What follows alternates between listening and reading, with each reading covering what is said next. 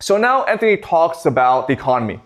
Domesticated cattle and sheep started a revolutionary change in how humans exploited the Pontic Caspian steppe environment. Because cattle and sheep were cultured like humans, they were part of everyday work and worry in a way never approached by wild animals. Humans identify with their cattle and sheep, wrote poetry about them, and used them as currency in marriage gifts, debt payments, and the calculation of social status. Okay? Now we have the beginning of money and property, right? And they were grass processors. They converted plains of grass, useless and even hostile to humans, into wool, fed, clothing, tents, milk, yogurt, cheese, meat, marrow, and bone, the foundation of both life and wealth. Cattle and sheep herds can grow rapidly with a little luck, vulnerable to bad weather and theft. They can also decline rapidly. Herding was a volatile, boom-bust economy and required a flexible, opportunistic social organization.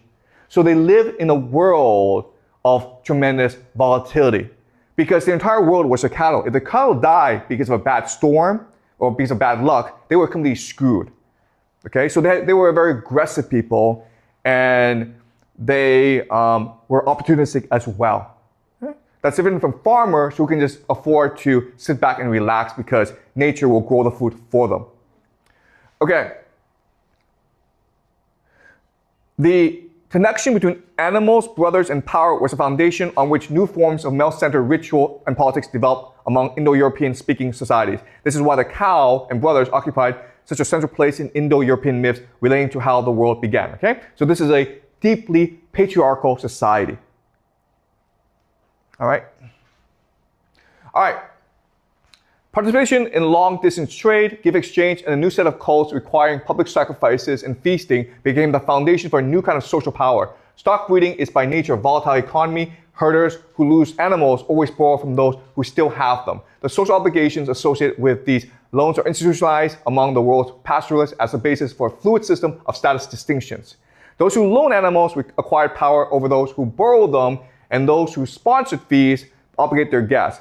Early Proto-Indo-European included a vocabulary about verbal contracts bound by oaths used in later religious rituals to specify the obligations between the weak and the strong. Okay?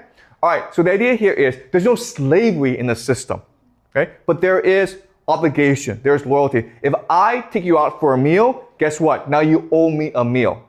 If I take you out for a meal, I'm now your big brother, okay? And that's what keeps the society cohesive.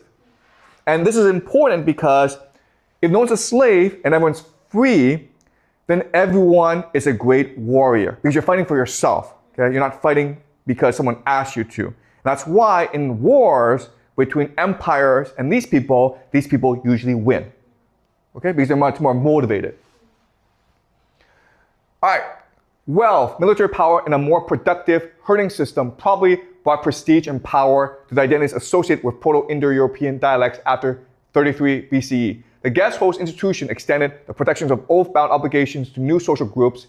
An Indo-European speaking patron could accept and integrate outsiders as clients without shaming them or assigning them permanently to submissive roles as long as they conducted the sacrifices properly. Praise poetry at public feasts encouraged patrons to be generous and validated the language of the songs as a vehicle for communication with the gods who regulated everything, okay? So another way of saying this is that even though there are wealthy people and poor people, they are still treated with respect, okay? It's a very egalitarian society, okay? And what keeps the system in place is the belief in the gods, okay? The belief that if I do you a favor, then you owe me a favor. We have a contract now. And the gods oversee the contracts. And what's really important is that this is an open-ended system, so it's easy for me to bring in more people into this system, okay? Okay, and that's why, again, they were such an innovative, cohesive, and open society. Okay, the last thing we'll talk about are these young men who enter secret societies, okay? And they enter secret societies and become, like this mafia gangs, okay? The institution of the Moribund, the warrior brotherhood of young men bound by oath to one another and to their ancestors during a ritually mandated raid, has been reconstructed as a central part of Proto-Indo-European initiation rituals, okay? It's a very important part of society because these young men otherwise have no place to go, okay? And if you want to know who they are, they're basically the Vikings, okay? So the Vikings are the direct descendants of these people. Okay? All right. All right, so let's talk about the Mongols. The Mongols conquered the world, most of the world, and the question is, how did they do it? Okay, and I've already told the answer. Okay, because the steppe people have always been good at conquering empires. These are the Mongols. The secret weapon, of course, is a horse archer. This is like the ultimate weapon for most of human history. You could not defend against a horse archer. They were fast, they were strong, and these were the best warriors in the world. So this has been a consistent pattern in human history. First, the Yamnaya came and conquered Europe, India, and Iran. But then you had the Scythians, okay? Same place, same people, same culture. Guys, this is not a race of people. This is a culture of people, okay? Because remember, at this time in human history, genetic exchange is very common, okay? The Scythians were dominant. Then you have the Medians, who would later on give rise to the Persian Empire, okay? Sorry. Oops.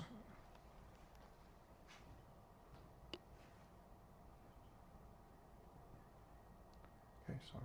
Okay, then you had, sorry, can you see this? Okay, so now what's gonna happen is this. So the steppes people are around the grassland. Now China emerges as an empire, okay, and this is the Han Empire. And this is really the last Chinese dynasty. Why? Because they are ethnically Chinese, and they're proud of who they are.